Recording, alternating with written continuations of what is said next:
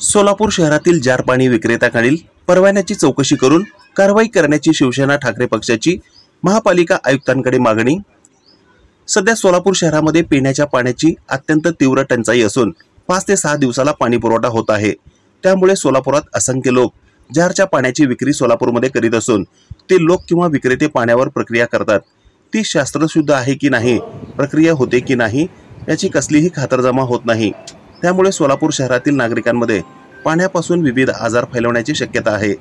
सदर जार पाणी विक्रेत्यांची व त्यांच्याकडील असणाऱ्या परवान्याची चौकशी करून त्यांची पाण्याची गुणवत्ता तपासून ज्यांची गुणवत्ता नाही त्यांच्याकडे परवाना नाही अशा विक्रेत्यांवर कडक कारवाई करण्याची मागणी शिवसेना उद्धव बाळासाहेब ठाकरे पक्षाच्या वतीने महापालिका आयुक्तांकडे शनिवारी दुपारी 1 वाजता एका निवेदनाद्वारे करण्यात आली आहे।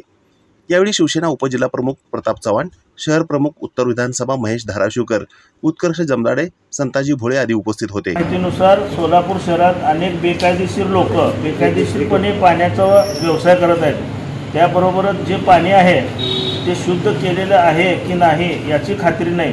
त्यामुळे जर सोलापुरात साथीचे रोग उद्भवले तर हे जार विकणारे लोकच जबाबदार असतील।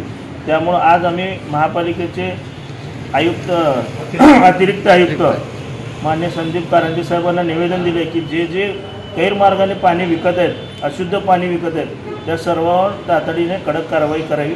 त्याबरोबरच शहरातील इतर सर्व समस्यांचं देखील या ठिकाणी चर्चा झालेली आहे व माननीय कारंजे साहेबांनी आम्हाला आश्वासन दिलेलं आहे की ज्या ज्या समस्या आम्ही त्यांच्यासमोर मांडलेल्या आहेत त्या तात्काळ दूर केल्या जातील।